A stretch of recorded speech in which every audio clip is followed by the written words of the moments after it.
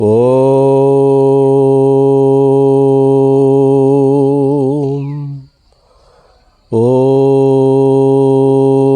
బ్రహ్మానందం పరమసుఖదం కేవలం జ్ఞానమూర్తిం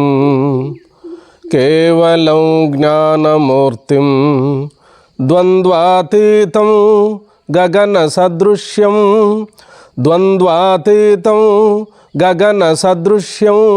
తత్వమస్యాది లక్ష్యం ఏకం నిత్యం విమలమచలం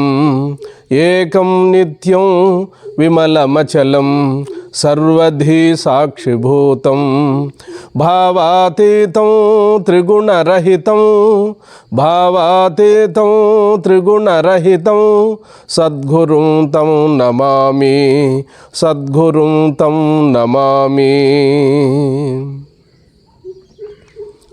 దివ్యాత్మస్వరూపులైన ప్రియ ఆత్మబంధువులారా, మనం కొంతకాలంగా ఈ ఆధ్యాత్మిక ప్రవచనములను జరుపుకుంటున్నాము.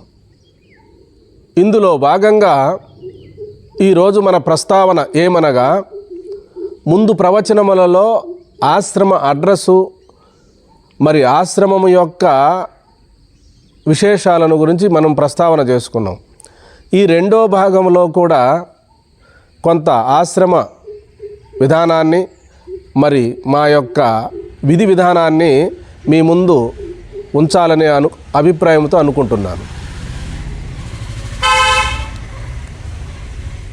మన యూట్యూబ్ ఛానల్ చూస్తున్నటువంటి సాధకులు భక్తులు, స్వామి ఫోన్ నెంబరు ఇవ్వరా, ఆశ్రమ అడ్రస్సు మరి మాకు అందజేయరా అని అడుగుతున్నారు.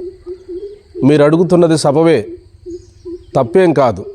అయితే మనం ఎందుకోసము ఆశ్రమ అడ్రస్ కానీ ఫోన్ నెంబర్లు కానీ ఇవ్వకుండా గుప్తంగా ఎందుకుంటున్నాం? ఎన్నో ఆశ్రమాలు, ఎన్నో మఠాలు, ఎన్నో దేవాలయాలు ఉన్నటువంటి ఈ రోజుల్లో మన భారతదేశంలో యూట్యూబ్ వచ్చినప్పటి నుండి అనేకమైనటువంటి ఆశ్రమాలు, పీఠాలు, మఠాలు, ఎక్కడో మారుమూల ఉన్నటువంటి వాళ్ళ యొక్క విశేషాలను కూడా మనకు సమాజానికి అందజేస్తున్నారు. మరి మీరు ఎందుకోసము రహస్యంగా ఫోన్ నెంబర్లు ఇవ్వలేదు, సెల్ ఫోన్ నెంబర్ ఎందుకు ఇవ్వలేదు, అడ్రస్ ఎందుకు ఇవ్వలేదు అని అడుగుతున్నారు.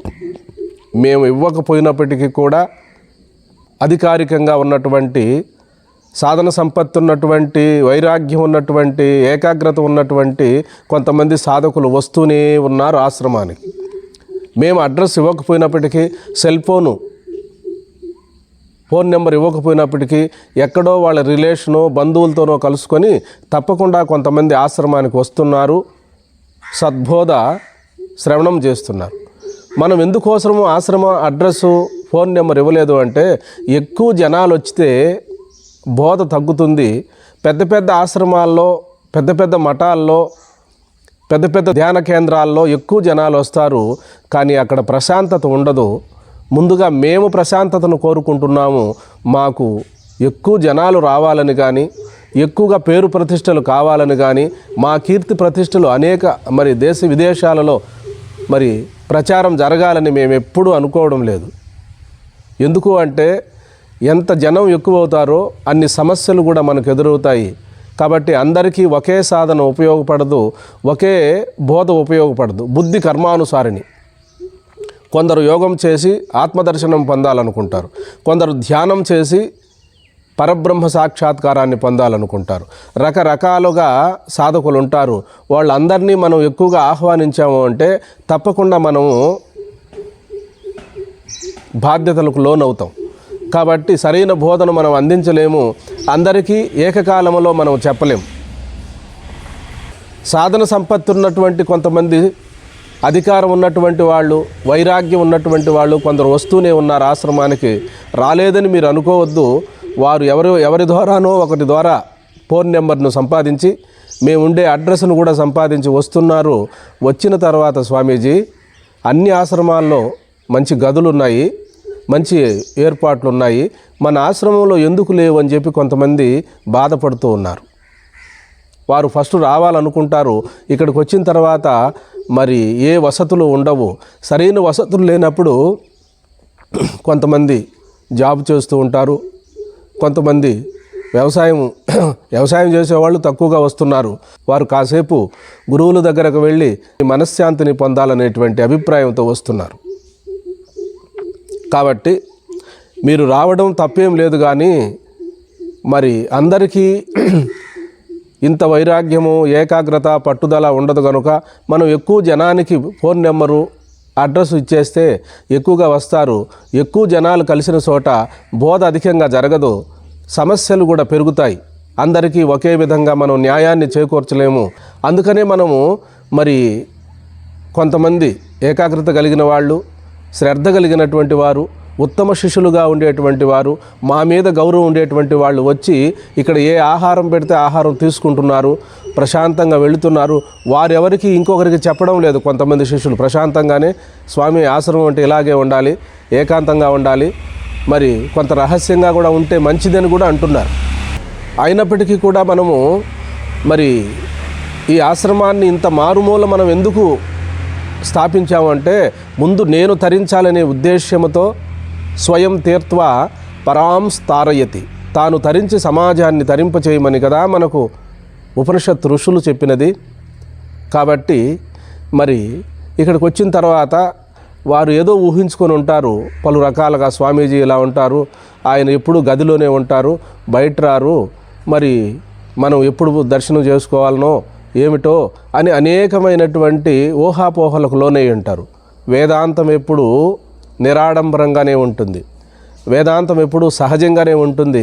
అది తెలియని కొందరు స్వామి ఏదన్నా కొంత మహిమలు వచ్చే రహస్యాన్ని బోధిస్తారా, మరి మేము తొందరగా కుండలిని శక్తి మాకు జాగృతి కావాలి, మరి మేము నలుగురికి సహాయపడాలి, మాకు కొద్దిగా అప్పులు ఉన్నాయి స్వామి, యోగంలో సిద్ధి పొందితే ఈ అప్పులు తొలగించుకొని మేము తొందరగా దైవ మార్గంలోకి రావాలని కూడా అడుగుతున్నారు.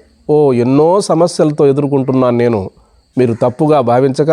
అందులో కొంతమంది ఉత్తమ సంస్కారాలు కలిగిన వాళ్ళు కూడా ఉన్నారు. నేను అందరినీ అనలేదు, కానీ కొంతమంది ఉత్తమ సంస్కారాలు కలిగినటువంటి సాధకులు వస్తున్నారు. వారు ప్రశాంతంగా నిరాడంబరంగా మనకు వస్తున్నారు. అలాంటి వాళ్ళు హైదరాబాదులో ఉన్నారు, విజయవాడలో ఉన్నారు, మరి చెన్నైలో ఉన్నారు, బెంగళూరు, మరి అన్ని చోట్ల నుండి కూడా భక్తులు కొంతమంది వస్తున్నారు. సాధకులు వచ్చినప్పటికీ కూడా వారు ఏది మనం ఆహారం పెడితే ఆహారమే తింటున్నారు, మనతో పాటు ఒకరోజు 2 రోజులు ఉంటున్నారు. వారు సంతోషంగా మేము చాలా కాలానికి సరైన గురువు దగ్గరికి వచ్చాము స్వామి, మాకు మంచి మీ యొక్క బోధనలో మాకు నచ్చాయి, మీ సాధనా విధానం కూడా మాకు నచ్చిందని కొంతమంది మంచి సాధకులు వస్తున్నారు.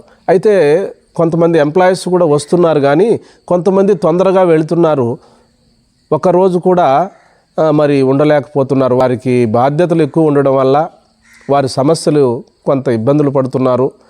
కానీ ఒకరోజు కూడా ఉండలేరే అంటే ఇక్కడ వసతి లేదు. అందుకోసమని మరి స్వామీజీ మనం ఉంటే ఇబ్బంది పడతారు, మనం ఎందుకు ఉండాలి, విషయం గుర్తించాము, స్వామి చెప్పిన సాధన చేసుకుంటున్నాము, మేము ఇంక వెళితే మంచిది కదా అనేటువంటి ఉద్దేశంతో కూడా వెళుతున్నారు. కానీ ఎవరిని తప్పుపట్టడానికి లేదు. ఎందుకు అంటే ఇప్పుడు ఆశ్రమాలు చాలా బాగున్నాయి, మంచి రూములు, గదులు ఉన్నాయి. కాబట్టి ఎక్కువ జనసందోహము పెరుగుతుందే కానీ ఆశించినంత ఆధ్యాత్మిక సాధన దొరకదు మనకు. అందుకనే ముందుగా నేను మాత్రం ఎక్కువగా ఏకాంతాన్నే కోరుకుంటున్నాను. అయినప్పటికీ కూడా కొంతమంది శిష్యులు ఆహ్వానిస్తే వెళుతున్నాను, ఏకాంతంగా ఉన్నప్పటికీ కూడా వెళుతున్నాను. ఎందుకు అంటే ఏకాంతం అనేది మన మనసులో ఉండాలి. మనకు తన స్వరూపమే ఏకాంత ప్రదేశం అనేటువంటి భావన మనకు ఉండాలి. కాబట్టి మరి బహుజన మధ్యములో కూడా మనము స్వరూపాన్ని కోల్పోకుండా ఉండమని కదా మనకు అద్వైత సిద్ధాంతం బోధిస్తుంది. కాబట్టి ఎక్కడ తిరిగినా ఏం చేసినప్పటికీ కూడా మన స్వరూపానికి విఘాతం కలగదు. అంటే ఏం చేసినప్పటికీ అంటే సశాస్త్రీయమైనటువంటి కార్యాలే చేయాలి మనం. కాబట్టి ఆశ్రమ అడ్రస్ ఎందుకు ఇవ్వలేదంటే ఇందుకోసమే, వచ్చినటువంటి వారికి సరైన వసతులు ఏర్పాటు చేయలేకపోవడము, సరైన ఆహారాన్ని అందించలేకపోవడము, సరైన గదులు లేకుండా పోవడము, సరైన స్నానపు గదులు లేకుండా పోవడము, అందువల్ల మనము భయపడుతున్నాము. వచ్చినటువంటి వారందరికీ మరి ఇంత వసతులు కావాలి. ఈ రోజుల్లో ఒక చిన్న ఆశ్రమాల్లో కూడా చాలా బాగా ఏర్పాటు చేసుకుంటున్నారు. మనం ఆశ్రమాన్ని పెంచుకోలేదు. అందుకని ఎక్కువగా పబ్లిక్ చేసుకున్నాం అనుకోండి, ఎక్కువ జనాలు వస్తారు. వచ్చినటువంటి వారికి జనం ఎక్కువ ఎక్కడైతే కలుస్తారో అక్కడ ప్రశాంతతను కోల్పోతాం. ఒక్కొక్కరు ఒక్కొక్క భావనతో వస్తారు. ఆ వచ్చినప్పుడు మరి అందరూ కూడా ఆత్మతత్వాన్ని, దైవ దర్శనాన్ని కోరుకోవాలనే భక్తులే, మంచివాళ్లే వస్తారు. కానీ వచ్చినప్పుడు ఇలాంటి లోటుపాట్లు చాలా జరుగుతూ ఉంటాయి ఆశ్రమాల్లో. ఒకరిని మంచిగా గౌరవిస్తాము, ఇంకొకరిని గౌరవించలేము. అలాంటప్పుడు ఆహార పదార్థాలు అందరికీ సమకూరకపోయినా ఇక్కడ అరణ్య ప్రాంతం, ఇక్కడ ఆశ్రమంలో పెట్టిన ఆహారమే తీసుకోవాలి. బయట ఎటువంటి హోటల్స్ కానీ షాప్స్ కానీ ఏమీ లేవు. మరి టౌన్కు 10 కిలోమీటర్ల దూరంలో ఉన్నాం మనము. ఆశ్రమ ప్రాంగణంలో రాత్రివేళ సర్పములు, చిన్న చిన్న సర్పములు కూడా వాటంతటవి వస్తూ ఉంటాయి. ఎందుకని అవి ఉన్న ప్రదేశానికి మనం వచ్చాం, మనం ఆశ్రమం కట్టాం. కాబట్టి ఎక్కడ కూడా అరణ్య ప్రాంతాల్లో ఆశ్రమాలు ఉంటాయి. మరి క్రిమి కీటకాదులు కూడా ఆశ్రమాలు చుట్టూ ఉంటాయి. కానీ ఎవరికి ఇప్పటి వరకు బాధను కలిగించలేదు, కానీ నేను మీకు భయాన్ని కలిగించలేదు. కానీ నేను చెప్తున్నాను ఈ ఆశ్రమం యొక్క పరిసర ప్రాంతాలు ఎలా ఉంటాయి. కాబట్టి ఎక్కువ ప్రకాశవంతంగా మంచి లైట్స్ ఇవన్నీ వెలుగుతూ ఉంటాయి. మన ఆశ్రమంలో ఎక్కువ కరెంటు, విద్యుత్తును కూడా ఖర్చు చేయడం లేదు. మనం ఖర్చు చేయకుండా ఉన్నంతలో మనం సర్దుకుంటూ వెళుతున్నాము. అందరూ తెల్లవారుజామున 4 గంటలకు లేచి వారి కాలకృత్యాలు తీర్చుకొని ధ్యానమో, యోగమో, జపమో చేసుకుంటారు. మేము కూడా 3 గంటలకు లేచి మా యొక్క నిత్య కార్యాలు రోజు కూడా మేము కూడా సాధకులతో పాటు స్నానం చేసి దీపారాధన చేసుకొని మా గదిలో మేము కూడా మీకు ఏం బోధిస్తున్నామో అదే తత్వాన్ని, అదే దాన్ని మేము కూడా ఆచరిస్తున్నాం. కాబట్టి మీరు సెల్ ఫోన్ నెంబర్ ఇవ్వలేదు, ఎందుకు, అక్కడ ఏమైనా రహస్యాలు ఉన్నవా, అక్కడ ఎందుకు అవసరం ఉన్నవి అని మీరు ఏమీ భావించకూడదనే నేను మనవి చేసుకుంటున్నాను. మేము సరైన సదుపాయాలను అందించలేమని సాధకులకు అటువంటి పరిస్థితుల్లో మేము ఆశ్రమ అడ్రస్ను పెట్టలేకపోతున్నాము. మీరు మన్నించగలరని, సూక్ష్మబుద్ధి గల వారు గ్రహించగలరని మనవి చేసుకుంటున్నాం. పెద్ద పెద్ద కార్యక్రమాలు కూడా మనం విరివిగా పెట్టడం లేదు. ఎప్పుడు కూడా ఆశ్రమంలో 3 రోజులు ప్రోగ్రామ్స్ ఎక్కడా పెట్టలేదు. మనం ఒకరోజు 1 డే కానీ లేదా 1.5 రోజు కానీ ఇలా కార్యక్రమాలు పెడుతున్నాము. ఆధ్యాత్మిక సభలు కూడా పెద్దగా పెట్టడం లేదు. మనం కేవలము సత్సంగాలు మాత్రమే మనం చేస్తున్నాము. కాబట్టి ఇక్కడ పరిసర ప్రాంతాల నుండి వస్తారు, కానీ కడప నుండి, నెల్లూరు నుండి, హైదరాబాద్ నుండి కూడా వస్తారు. వచ్చినప్పుడు కొంత దూరంగా ఉన్నటువంటి వాళ్ళు వచ్చినప్పుడు వాళ్ళ రిలేషన్ దగ్గరికి వెళ్ళిపోతారు. మరి దగ్గరగా ఆశ్రమానికి పరిసర ప్రాంతాల్లో ఉండేవారు వచ్చితే వారు గృహాలకు వెళ్ళిపోతారు. మాకు తేలిక అవుతుంది, ఎక్కువ జనం ఉంటే వారిని భరించలేము. ఎందుకు అంటే అందరికీ కనీస ధర్మాలు, ఆహార వ్యవహారాలు, పానీయాలు ఉండాలి. కాబట్టి మరి అన్నగత జీవులు, ప్రాణులు, ఆహారం లేకపోతే మనము ధ్యానం కూడా చేయలేం, యోగం కూడా చేయలేం. కాబట్టి మితాహారం తప్పకుండా ఉండాలి. మరి ఈ లోటుపాట్ల వల్ల మేము ఎక్కువగా ఆహ్వానించలేకపోతున్నాం. పోనీ ఇంకేదన్నా పెద్ద ఆశ్రమాన్ని స్థాపించి అన్ని వసతులు ఏర్పాటు చేద్దామా అంటే అది కూడా ఒక పెద్ద బంధాన్ని కలిగిస్తుంది. ఇప్పుడు ఉన్న ఆశ్రమాన్నే మనము సరిదిద్దుకోలేకపోతున్నాము. ఇంకా పెద్ద ఆశ్రమాలు స్థాపించినప్పుడు మరి మనం ఇబ్బంది పడవలసి వస్తుంది. అదే మెయిన్ రోడ్లో ఒక గెస్ట్ హౌస్ లాగా ఒక చిన్న 2 గదులతోటి ఒక ఆశ్రమాన్ని ఏర్పాటు చేశారు శిష్యులు. అక్కడ కేవలం విగ్రహం కానీ ఇంకొకటి కానీ లేదు. అడ్రస్ కోసము అక్కడ ఒక శిష్యులు ఉన్నారు. మీరు ఎప్పుడైనా రైల్వే కోడూరుకు వస్తే రైల్వే కోడూరు ఎంట్రన్స్లోనే ఒక ఆశ్రమం లాగా, ఒక కుటీరం లాగా 2 గదులు, 2 బాత్రూమ్స్ కేవలం ఉండడానికి. ఒకరోజు ఎవరైనా ఎంప్లాయీస్ వచ్చినా, ఎవరైనా మంచి సాధకులు వచ్చినా ఒక 2 గదులు ఉన్నవి. ఎవరైనా అంత వైరాగ్య పురుషులుగా ఉండేవారు, మంచి విశ్వాసం ఉన్నటువంటి వాళ్ళు అక్కడికి రావచ్చు. అక్కడి నుండి పగటి వేళ ఇక్కడ ఆశ్రమానికి రావచ్చు. కాబట్టి మనము అక్కడ కూడా ఆశ్రమాన్ని పెద్దగా పెంచుకోలేదు. కేవలం ఉంది ఆశ్రమం, మనకు కూడా ఒక ఆశ్రమం మెయిన్ రోడ్లో ఉంది. అక్కడి నుండి అనుసంధానంగా ఇక్కడికి వచ్చేదానికి అడ్రస్ కోసం మాత్రమే మనము మెయిన్ రూట్లో ఒక చిన్న 2 గదులు పెట్టి కేవలము ఒక చిన్న ఆశ్రమాన్నిగా ఏర్పాటు చేశారు మన భక్తులు. మీరు పెద్ద పెద్ద ఆశ్రమాలకు వెళ్ళి ఉంటారు, అక్కడ చూడండి కోలాహలంగా ఉంటుంది, తప్పేం కాదు. కానీ అది కూడా మన భారతీయ సనాతన సంస్కృతి, భక్తి మార్గాన్ని బోధిస్తాయి కొన్ని ఆశ్రమాలు, ధ్యాన మార్గాన్ని బోధిస్తాయి కొన్ని ఆశ్రమాలు, యోగ మార్గాలను ఇవన్నీ బోధిస్తూ ఉంటారు. ఇవన్నీ ఉన్నప్పుడే మన సనాతన ధర్మం నిలుస్తుంది. మనమందరం కూడా మరి గుళ్ళకు దేవాలయాలకు ఆశ్రమాలకు వెళ్ళాం కనుకనే మనకి వాసనలు బాగా ఉన్నవి. కాబట్టి మనం కూడా తీర్థయాత్రలకు వెళ్ళినటువంటి వాళ్ళమే అయినప్పటికీ తీర్థయాత్రలు మరి క్షేత్ర దర్శనమే పరమావధిగా పెట్టుకోకూడదు. మనము ఆత్మతత్వాన్ని తెలుసుకోవడం కొరకు కదా ఈ దేహం వచ్చినది. ఈ దేహం ఏనాడో ఒకనాడు మనమే వదిలేస్తాం. కాబట్టి నిత్యమైనటువంటి ఆత్మస్వరూపాన్ని తెలుసుకోవాలి. మనం ఆత్మతత్వాన్ని పొందడానికి కదా మనం మానవ జన్మ వచ్చినది. ఈ ఆత్మతత్వం అనేటువంటిది కేవలం మన స్వరూపమై ఉన్నది. ఇది సాధనల వల్ల కానీ, యోగం వల్ల కానీ, ధ్యానం వల్ల కానీ ఆత్మతత్వాన్ని పొందలేం. మరి సాధనలు ఎందుకు చెప్పారు అంటే మనోమాలిన్యాన్ని తొలగింపజేసుకొని అదే మనసుతో ఆత్మవిచారణ చేసుకొని ఆత్మను పరమాత్మగా గుర్తించడం కొరకు, మనసును విషయవాసనల నుండి ఆత్మాకార వృత్తిగా మార్చుకొని నిరంతరము బ్రహ్మాకార వృత్తితో జీవితాన్ని, శేష జీవితాన్ని గడపడం కొరకు ఇంత పవిత్రమైన మానవ జన్మ మనకు వచ్చినది. ఈ మానవ జన్మలో ఎన్నో క్షేత్రాలు సందర్శిస్తాం, ఎన్నో దేవాలయాలకు వెళతాం, ఎన్నో గుళ్ళు గోపురాలకు వెళతాం. కానీ అవన్నీ కూడా పుణ్యకర్మలే. అవన్నీ చేయడం వల్లనే మనకి ఇప్పుడు ఇంత స్థాయి వచ్చినది. ఇప్పుడు కూడా సాకారాన్ని మనము తప్పుగా అనుకోకూడదు. సాకారం నుండే నిరాకారానికి రావాలి. మేము కూడా ఎన్నో పూజలు, వ్రతాలు, ప్రార్థనలు, తీర్థయాత్రలు చేస్తేనే మీ ముందు కూర్చొని 4 వాక్యాలైన అద్వైత సిద్ధాంతాన్ని గురించి నేను మాట్లాడుతున్నాను. కాబట్టి చెప్పడం సులభము, ఆచరించడం బహు కష్టం. కాబట్టి మనకు అద్వైత సిద్ధాంతంలో సాధన లేదు, సిద్ధాంతమే సాధన.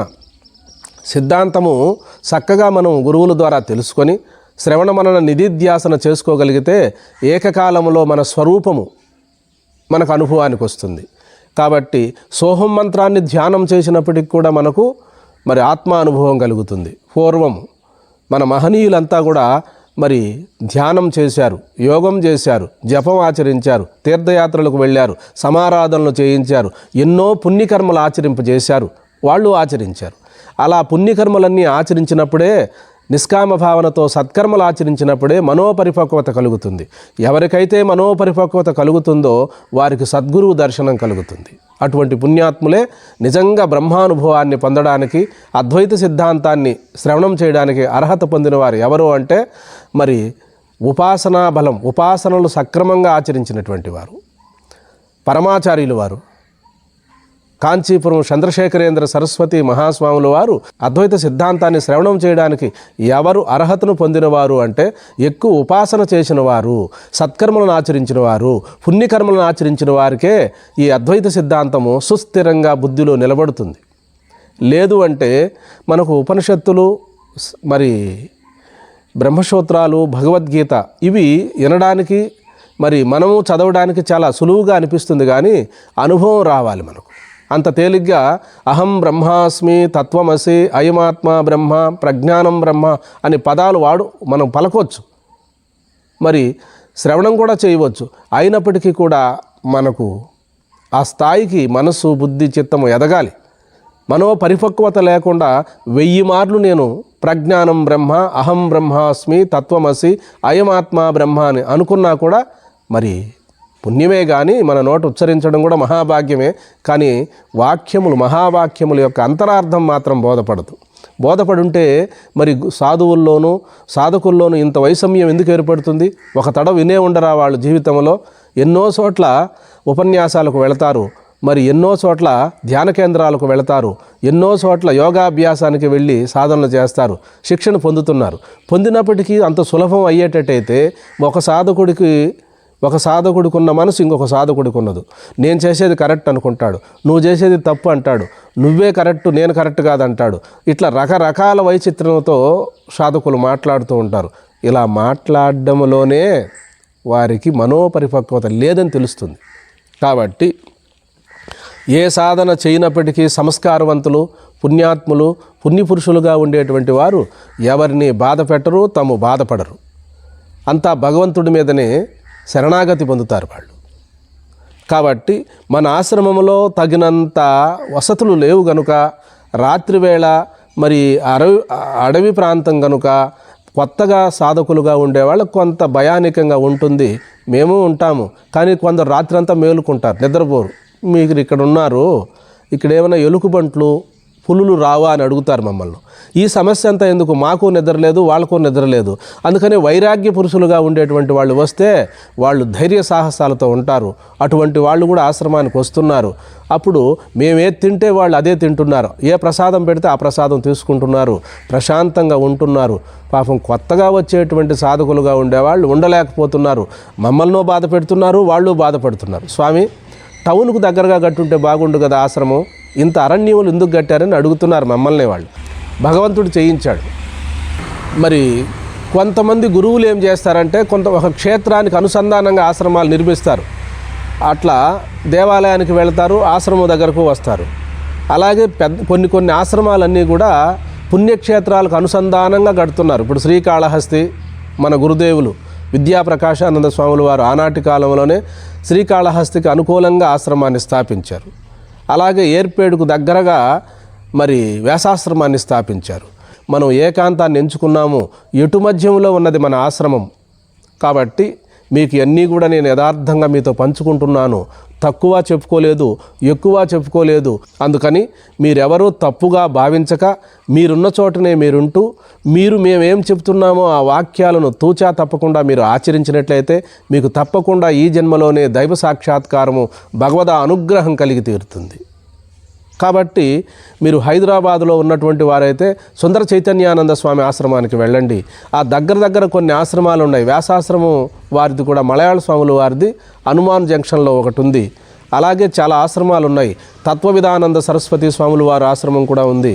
మీరు ఎక్కడికి వెళ్ళినా కూడా మీ స్వరూపాన్ని మీరు తెలుసుకోవడానికి మీరు ప్రయత్నించండి. మేము చెప్పినా, ఇంకొకరు చెప్పినా, ఎవరు చెప్పినా కనిపించేది మనం కాదు, కనిపించేది దృశ్యము, దాన్ని చూస్తున్నది దృక్కు. మనము చైతన్యము, మనకు కనపడే నామరూపాత్మకమైన ప్రపంచము జడము. కాబట్టి మనము ఇలా తెలుసుకోవాలి.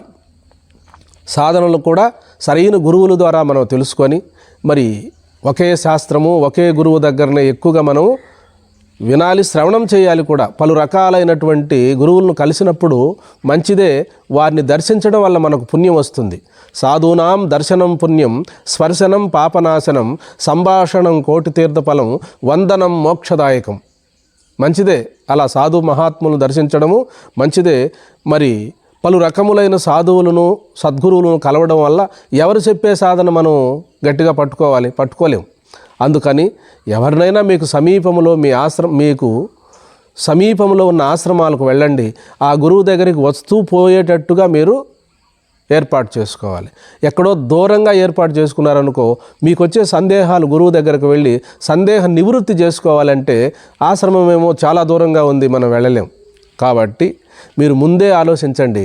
మరి మన గురువు గారు మరి అద్వైత సిద్ధాంతానికి సంబంధించిన వాడా, ద్వైత సిద్ధాంతానికి సంబంధించిన వాడా, విశిష్టాద్వైతానికి సంబంధించిన వాడా, ఏ సాంప్రదాయానికి సంబంధించిన వాడని ముందే మీరు ఆశతూసి సూక్ష్మంగా మీరు గుర్తించాలి. ఏ మతమైనా పర్వాలేదు, ద్వైత మతమైనా పర్వాలేదు, అద్వైత మతమైనా పర్వాలేదు, విశిష్టాద్వైతమైనా పర్వాలేదు. ఎందుకని ఈ మూడు కూడా సాధక దశలో మూడు కూడా మన యందు వస్తాయి. సామాన్య దశలో ద్వైత సిద్ధాంతం వస్తుంది. ఇంకొక రో పైకి వెళ్ళిన తర్వాత, సాధకుడు పరిపక్వత అయిన తర్వాత విశిష్టాద్వైతం మన అనుభవానికి వస్తుంది. ఇంకా పైకి వెళ్ళిన తర్వాత సాధక దశకు ఒక ఉన్నత దశ చేరుకున్నప్పుడు అద్వైతం వస్తుంది. ఈ మూడు దశలు కూడా సాధకుని యందే వస్తాయి. సాధకుడికి ఈ ఏదో ఒక దశలో ఇవన్నీ కూడా రావాల్సిందే. కాబట్టి త్రిమతాచార్యులు కూడా ఆ సర్వేశ్వరుడైన జగన్నాథుడే ఆ రూపంగా త్రిమతాచార్యులను కూడా మనకు అందజేశాడు. కాబట్టి ఏ మతము మరి తప్పుగా భావించక అది అద్వైతమైన, ద్వైతమైన, విశిష్టాద్వైతమైన అందులో ఉన్న సారాంశాన్ని మనం గుర్తించాలి. ఏ మతమైనా కూడా భగవంతుడినే కదా పూజించమంటాయి. అద్వైతం మాత్రం పూజ చెప్పదు ఎక్కువ, మరి ఆత్మస్వరూపాన్నే చింతన చేయమంటారు. దేహో దేవాలయ అని చెప్తుంది. దేహమే దేవాలయము, అందులో ఉన్న జీవుడే దేవుడు అంటుంది. మరి ద్వైతం అలా చెప్పదు, నువ్వు వేరు నేను వేరు.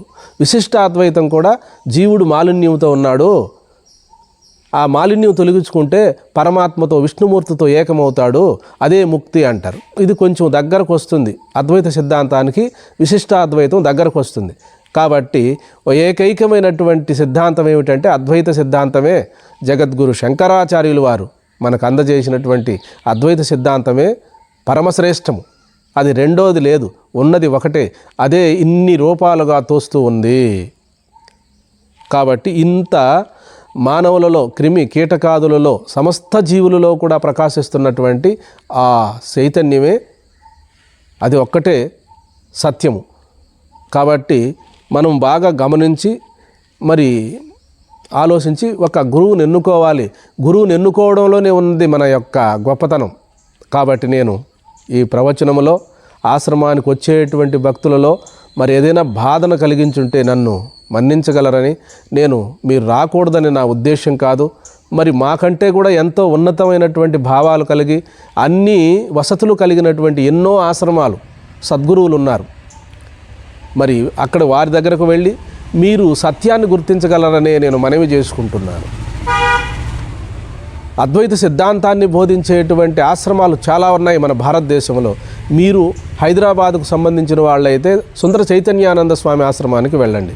అలాగే పక్కనే మనకు తత్వవిధానంద సరస్వతి స్వాములు వారు ఉన్నారు. వారి అడ్రస్ కూడా కనుక్కొని మీరు అక్కడికి వెళ్ళండి. ఇంకా మీరు కాకినాడకు దగ్గర ఉండేటట్టయితే స్వామి పరిపూర్ణానంద స్వాముల వారి ఆశ్రమం అద్వైత సిద్ధాంతాన్ని బోధించేది. అలాగే మీరు వ్యాసాశ్రమానికి సంబంధించిన వాళ్ళు దగ్గరగా ఉన్నట్లయితే ఏర్పేడుకు రండి. శ్రీకాళహస్తిలో ఉన్నటువంటి వాళ్ళైతే మన గురుదేవులు విద్యా ప్రకాశానంద గిరిస్వాముల వారి ఆశ్రమానికి వెళ్ళి అక్కడ కూడా అద్వైత సిద్ధాంతం ప్రచారంలో ఉన్నది. మీరు ఇంకా దగ్గర తిరుపతికి దగ్గరగా ఉన్నటువంటి వాళ్ళైతే శ్రీనివాస మంగాపురం స్వస్వరూపానంద స్వాములు వారు కూడా దగ్గరలో ఉన్నారు. వారు కూడా ఎంతో గొప్పగా చాలా చక్కగా అద్వైత సిద్ధాంతాన్ని చాలా చక్కగా ప్రబోధిస్తున్నారు. వారు గొప్ప గొప్ప సభలను కూడా నడుపుతూ సాధు మహాత్ముల్ని ఆహ్వానిస్తూ గొప్ప సందేశాన్ని కూడా ఇస్తున్నారు. కాబట్టి మీరు చక్కగా అన్ని ప్రదేశాలకు వెళ్ళండి. వెళ్ళి మీరెవరో మీరు తెలుసుకోవడానికి ప్రయత్నించండి. చివరగా భగవాన్ రమణ మహర్షులు వారు చెప్పిన సిద్ధాంతానికి తిరుగులేదు. నీవెవరో తెలుసుకొనుము అని ప్రబోధించారు అందరికీ ఆయన. నీవంటే మనసు కాదు, నీవంటే బుద్ధి కాదు, నీవంటే ఈ కనపడేటువంటిది ఏదీ కాదు, వాటన్నిటినీ తెలుసుకుంటున్న దృక్కే నీవు చైతన్యమే కానీ నువ్వు జడం కాదు, నీవు ఆత్మే కానీ అనాత్మ కాదు, నీవు స్వరూపమే కానీ విశేషం కాదు, నీవు జ్ఞాతవే కానీ జ్ఞేయం కాదు అని ఇలా రమణ మహర్షుల వారు బోధించారు. కాబట్టి మనము ఏ ఆశ్రమానికైనా వెళ్ళాలి. ఎప్పుడైనా మీరు రావాలనుకున్నప్పుడు మీరు తప్పకుండా ఆశ్రమానికి వద్దురు. కానీ మేము వద్దనుకున్నప్పటికీ కూడా వాళ్ళు సాధిస్తున్నారు ఏదో ఒక రూపంగా. అలా వచ్చినటువంటి వాళ్ళే మనకు తప్పకుండా ఇక్కడ ఉండగలుగుతున్నారు. ఒకరోజు 2 రోజులు కూడా ఉండగలుగుతున్నారు. మరి కొంతమంది సూక్ష్మబుద్ధి గలవారు మమ్మల్ని గమనిస్తున్నారు. స్వామి, మేము విషయాన్ని గుర్తించాము, మీరు చెప్పినట్టు మేము వింటాము, మేము ఆచరణలో పెట్టుకుంటాము, మేము ఉండడం వల్ల మీకు కూడా ఇబ్బందే కదా, మేము వెళ్ళొస్తాం స్వామి అని సగౌరవంగా వెళుతున్నారు కూడా. నేను కేవలము అరణ్య ప్రాంతంలో ఈ ఆశ్రమాన్ని స్థాపించడం వల్ల మరి ఏదో ఈ 4 వాక్యాలు కూడా మీ ముందు ఉంచితే బాగుంటుందనే ఉద్దేశంతో నేను మీ ముందు ఈ ప్రవచనాన్ని చేస్తున్నాను. ఇందులో ఏదైనా దోషాలు దొల్లుంటే అవి నావిగా భావించి, చెప్పే ప్రాంతీయ వారీగా మాట్లాడుంటే అవి కూడా మీరు సహృదయులు మన్నించగలరని. నేను ఎవరిని ఉద్దేశించి లోటుగా చెప్పలేదు. మన ఆశ్రమంలో ఉన్నటువంటి హెచ్చుతగ్గులను, మన ఆశ్రమంలో ఉన్నటువంటి లోటుపాట్లు మాత్రమే చెప్పాను. ఇది కేవలము మేము తపస్సు కొరకు, ధ్యానం కొరకు వచ్చాము. ఇది అభివృద్ధి పరచాలి అంటే వీటన్నిటిని వదిలేసి మళ్ళా మేము బహిర్ముఖానికి రావాల్సి వస్తుంది. అయినప్పటికీ కూడా మేము కొన్ని ప్రాంతాలకు వెళుతున్నాము. శిష్యులు రమ్మన్నారు కాబట్టి ఆహ్వానించారు. ఎక్కడికి వెళ్ళినా మా విధిలో మేము ఉంటున్నాము.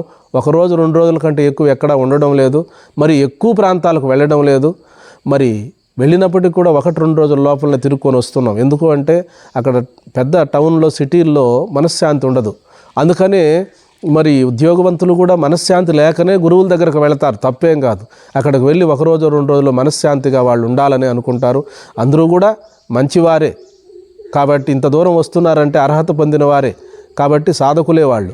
కాబట్టి మీరు ఈ చెప్పినటువంటి విషయాల్లో దోషాలను మీరు మనసులోకి తెచ్చుకోక, మేము చెప్పినటువంటి మంచి విషయాలని మీరు మనసులో ఉంచుకొని, మరి మేము చెప్పే ఈ సాధనలన్నిటిని కానీ కొన్నిటిని కానీ సాధన చేసుకొని మీరు అక్కడే ఉండి, మీరున్న చోటనే ఉండి మీరు ప్రతినిత్యము అనుష్ఠానం చేసుకోండి.